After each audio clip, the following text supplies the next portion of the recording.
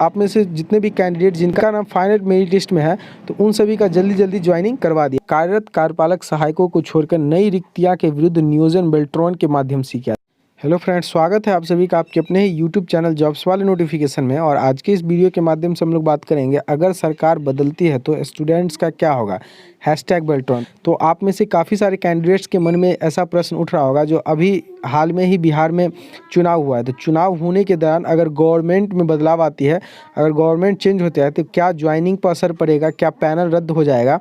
तो इसके बारे में डिटेल से बात करेंगे। साथ ही साथ आप लोगों के साथ बात करेंगे गुड न्यूज़ के बारे में जो ज्वाइनिंग से रिलेटेड है और 100% सही न्यूज़ है, आप लोग को ऑफिशियल नोटिस के साथ दिखाया जाएगा। तो चलिए शुरू करते। तो सबसे पहले हम लोग बात करेंगे पैनल रद्द हो जाएगा क्या। तो मैं आप लोग को यहाँ पे कुछ प्रूफ के साथ बता देना चाहूँगा जो पैनल कभी भी रद्द नहीं होगा। इसके लिए आप बिल्कुल भी टेंशन नहीं लीजिए।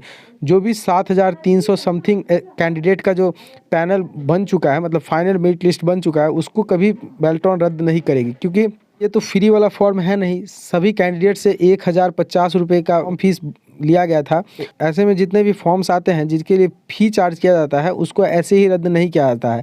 अगर रद्द भी करेगी तो उसके बाद क्या होगा, रद्द करवाने के बाद फिर से एग्ज़ाम करवाना होगा, फिर से पूरा प्रोसेस करवाना होगा। तो उसके लिए जो बेल्ट्रॉन संस्था है वो जो एग्ज़ाम करवाती है तो वो किसी कंपनी के थ्रू उसको टेंडर देके उनसे एग्ज़ाम करवाती है। तो वो कंपनी उनसे पैसे लेती है। जैसे कि इस बार जो एग्ज़ाम करवाया गया था वो TCS के थ्रू करवाया गया था। उनमें उनका पैसा काफ़ी सारे पैसा लगा होगा, लेकिन फिर से री एग्ज़ाम करवाना, री टाइपिंग करवाना, तो इसमें काफ़ी सारे पैसे और भी खर्च हो जाएंगे। तो इसीलिए ये जो फाइनल मेरिट लिस्ट अभी आप लोग का बना है ये कभी भी रद्द नहीं होने वाला है और ये 100% जेन्यून है। कोई भी धांधली नहीं हुई है इस बार, क्योंकि काफ़ी सारे स्टूडेंट्स ये कह रहे थे जो इसमें धांधली हुई। तो बेल्ट्रॉन के पास पूरा डाटा था।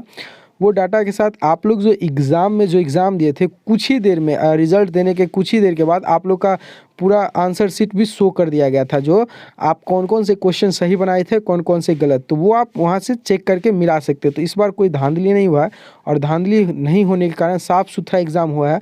और साफ़ सुथरा एग्ज़ाम होने के बाद ही जितने भी 7300 कुछ कैंडिडेट का सिलेक्शन वहाँ पे हुआ है वो सभी कैंडिडेट कम्प्लीटली क्वालिफाइड है। तो ये पैनल कभी रद्द नहीं होगा। चलिए अब अगली बात करेंगे ज्वाइनिंग पे असर पड़ेगी क्या।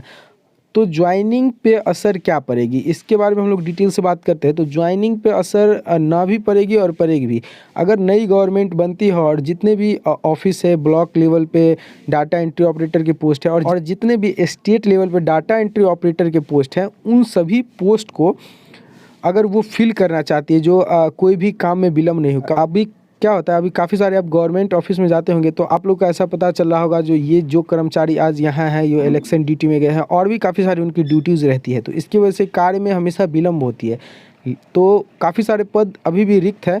तो अगर नई गवर्नमेंट बनती है या फिर यही गवर्नमेंट रहती है तो अगर वो चाहे उन सभी पदों को भरने के लिए, तो आप में से जितने भी कैंडिडेट जिनका नाम फाइनल मेरिट लिस्ट में है तो उन सभी का जल्दी जल्दी ज्वाइनिंग करवा दिया जाए। जितने भी विभाग है उनके पास अगर रिक्त पद होते हैं तो वो रिक्त पद की मांग करते हैं बेल्ट्रॉन से। जो मेरे पास इतने डाटा एंट्री ऑपरेटर की ज़रूरत है, वो बेल्ट्रॉन से मांग करते हैं। और बेल्ट्रॉन से मांग करने के बाद बेल्ट्रॉन का जो सूचीकरण बनता है पैनल में से आप लोग का रैंक के हिसाब से उतने कैंडिडेट को वहाँ पे सिलेक्शन दे दिया जाता है। और उसमें सिलेक्शन देने का प्रोसेस कुछ और भी है। आप लोग का डिस्ट्रिक्ट वाइज सिलेक्शन दिया जाता है, मतलब कि जिस डिस्ट्रिक्ट में जितने पोस्ट है उस डिस्ट्रिक्ट के ही कैंडिडेट को पहले भेजने की प्राथमिकता वहाँ पे दी जाती है। तो ज्वाइनिंग में असर, जो ज्वाइनिंग का प्रोसेस पहले था वही ज्वाइनिंग का प्रोसेस अभी भी रहने वाला है। तो कहिए ज्वाइनिंग में कोई असर नहीं पड़ने वाली है। अब हम लोग बात करेंगे गुड न्यूज़ रिलेटेड ज्वाइनिंग जो 100% सही है। तो चलिए मैं आप लोग को एक स्क्रीनशॉट दिखाता हूँ जो ऑफिशियल नोटिस है। ये नोटिस लगभग आज से 4 से 5 महीने पहले निकाली गई थी, लेकिन पुरानी नोटिस है। लेकिन तो चलिए उसी के थ्रू हम आपको दिखा देते हैं जो क्या उस नोटिस में बताया गया है। तो यहाँ पे जैसा कि आप लोग देख रहे हैं, बिहार प्रशासनिक सुधार मिशन सोसाइटी की तरफ से 27वीं बैठक की जो कार्यवाही की गई थी उसमें क्या बताया गया था। तो उसमें चलिए ये जो PDF है पूरे 4 पेज का है। तो 4 पेज का अगर PDF आपको पूरा समझाने बैठे तो ऑब्वियसली वीडियो काफ़ी लंबी हो जाएगी। तो कुछ मेन जो पॉइंट है उसके बारे में हम लोग बात करेंगे। तो चलिए देखते हैं।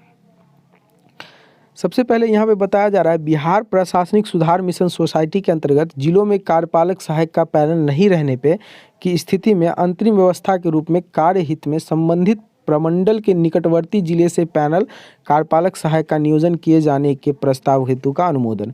इसका मतलब अगर कोई भी डिस्ट्रिक्ट में कार्यपालक सहायक के पैनल में कार्यपालक सहायक वेटिंग लिस्ट में नहीं है, तो उनके अगल बगल के डिस्ट्रिक्ट में अगर कार्यपालक सहायक वेटिंग में है तो उन सभी का ज्वाइनिंग अभी दिया जा रहा है और दिया जाएगा, ऐसा बताया गया है। अब अगला जो पॉइंट निकल के आ रहा है, बिहार प्रशासनिक सुधार मिशन सोसाइटी के शासी परिषद की 23वीं बैठक के कार्यवली बिंदु के 4 द्वारा यह निर्णीत है कि बिहार प्रशासनिक सुधार मिशन सोसाइटी के अंतर्गत कार्यपालक सहायक हेतु सृजन पदों का नियोजन एवं कार्यरत कार्यपालक सहायकों को छोड़कर नई रिक्तियां के विरुद्ध नियोजन बेल्ट्रॉन के माध्यम से किया जाएगा। मतलब जब अब जो भी नई रिक्तियां का जो नियोजन है वो बेल्ट्रॉन के माध्यम से किया जाएगा। कैसे किया जाएगा और कब किया जाएगा तो उसके बारे में हम लोग चलिए देख लेते हैं। तो यहाँ पे बताया गया है, बेल्ट्रॉन द्वारा नियोजन की प्रक्रिया नहीं शुरू किए जाने के कारण, अभी बेल्ट्रॉन के द्वारा नियोजन की प्रक्रिया नहीं शुरू की गई है, इसी के कारण बिहार प्रशासनिक सुधार मिशन सोसाइटी के शासी परिषद के 25वीं बैठक कार्यवली बिंदु 1 के रूप में कार्यहित में यह निर्णय लिया है कि बेल्ट्रॉन द्वारा सूचीकरण की प्रक्रिया शुरू की जाने तक जिला के कार्यपालक सहायक के मान्य पैनल से सशर्त नियोजन की जा सकती है। मतलब कि जब तक आप लोग का पैनल नहीं बनाया जाता है बेल्ट्रॉन डाटा एंट्री ऑपरेटर के लिए, तो जब तक पैनल नहीं बनेगी तब तक तो कार्यपालक सहायक की नियुक्ति की जाएगी, वो भी सशर्त नियोजन पे। मतलब कि कुछ शर्तों के साथ उन लोगों का नियोजन किया जाएगा। लेकिन जैसे ही आप लोग का पैनल बन जाता है बेल्ट्रॉन के द्वारा, तो वो जितने भी पैनल है पहले से कार्यपालक सहायक के लिए उनको रद्द कर दिया जाएगा और बेल्ट्रॉन का जो पैनल बनेगा उनसे डाटा एंट्री ऑपरेटर की पोस्ट की रिक्तियाँ भरी जाएगी। अब देखिए, ये जितने भी व्यवस्था बनाई गई है उसके बारे में इम्पोर्टेंट नोटिस यहाँ पे दिया गया है। जो बेल्ट्रॉन से डाटा एंट्री ऑपरेटर के सूचीकरण की प्रक्रिया संपन्न होने की सूचना प्राप्त होते ही यह व्यवस्था स्वतः ही समाप्त हो जाएगी। मतलब कि बेल्ट्रॉन से डाटा एंट्री ऑपरेटर की सूचीकरण की प्रक्रिया अगर संपन्न होगी, मतलब कि सूचीकरण की प्रक्रिया मतलब सूचीकरण मतलब आप लोग का जो पैनल है अगर वो बन के कंप्लीट हो जाएगा, ये जो व्यवस्था है, मतलब कि अगर आप लोग का जो सूचीकरण नहीं बना है तब तक कार्यपालक सहायक की जो पोस्टिंग की जाएगी वो व्यवस्था ऑटोमेटिक बंद हो जाएगी। तो यहाँ पे आप लोग के लिए ये गुड न्यूज़ है, जो कुछ ही समय तक, जब तक बेल्ट्रॉन की तरफ से ये पैनल नहीं बनाया जाता तब तक तो कार्यपालक सहायक की नियुक्ति होती रहेगी। लेकिन जैसे ही बेल्ट्रॉन के द्वारा ये पैनल बना दिया जाता है तो ये जो व्यवस्था है स्वतः ही समाप्त हो जाएगी। तो चलिए आज की वीडियो में बस इतना ही। मुझे उम्मीद है कि आप लोग के आपके जितने भी प्रश्न होंगे, जितने भी कन्फ्यूज़न और डाउट्स होंगे वो क्लियर हो गया होगा। आप लोगों के मन में जो भी डाउट्स और प्रश्न है अगर आप लोगों का क्लियर नहीं हुआ है तो आप इस चैनल के नीचे कमेंट्स कीजिएगा, तो मैं आप लोगों का कमेंट्स का 100% रिप्लाई करने का कोशिश करूंगा। तो चलिए आज के वीडियो में बस इतना ही। मिलते हैं नेक्स्ट वीडियो में बहुत ही जल्द। तब तक के लिए धन्यवाद।